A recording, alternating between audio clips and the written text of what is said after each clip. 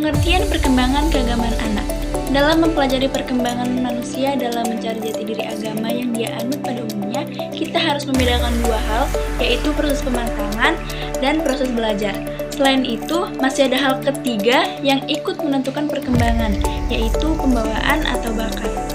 Pematangan berarti proses pertumbuhan yang menyangkut penyempurnaan fungsi-fungsi tubuh sehingga mengakibatkan perubahan-perubahan terhadap tingkah laku. Terlepas dari itu ada atau tidak adanya proses belajar. Selanjutnya ada karakteristik keagamaan pada anak usia dini.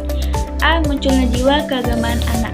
Ada beberapa teori timbulnya keagamaan anak, yakni yang pertama rasa ketergantungan. Manusia lahir dengan 4 kebutuhan utama. Yang pertama perlindungan, yang kedua pengalaman baru, ketiga tanggapan, dan keempat adalah pengakuan.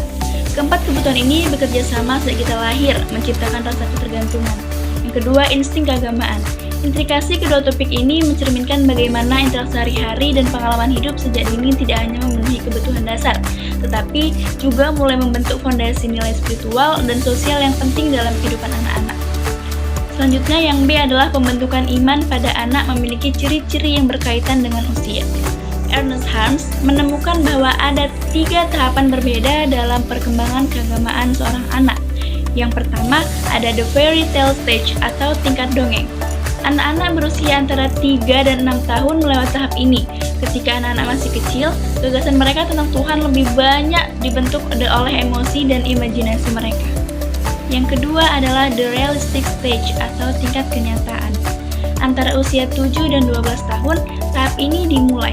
Pemahaman yang lebih nyata dan realistis tentang Tuhan mulai terbentuk dalam pikiran anak-anak pada periode ini. Mereka mulai tidak lagi mendasarkan pemikirannya pada imajinasi dan lebih banyak mengandalkan fakta.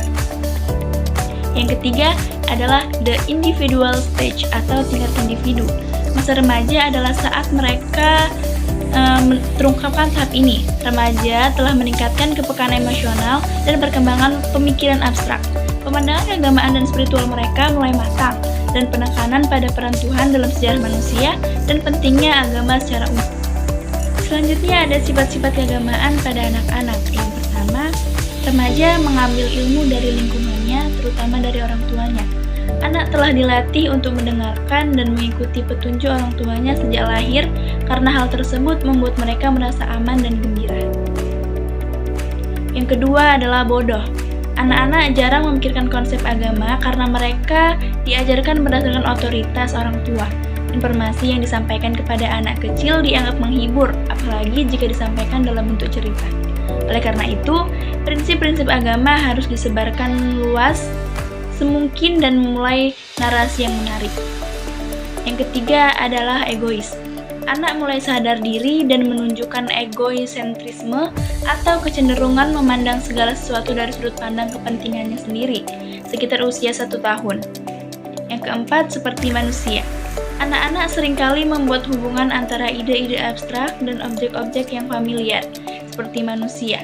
Misalnya, karena manusia adalah lingkungan awalnya, anak-anak seringkali mengaitkan persepsi mereka tentang sifat Tuhan dengan sifat manusia.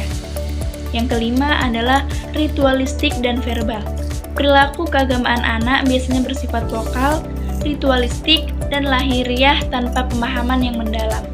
Mereka menindaklanjutinya karena orang dewasalah yang mengajari mereka.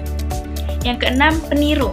Anak-anak muda seringkali meniru apa yang mereka amati di lingkungannya dalam hal agama. Mereka mencontoh orang-orang terdekatnya, khususnya orang tua dan kerabatnya. Yang ketujuh, merenungkan. Ada kalanya anak-anak senang dan kagum dengan dunia baru yang mereka temukan. Rasa ingin tahu ini berbeda dengan berpikir kreatif pada tingkat akademis.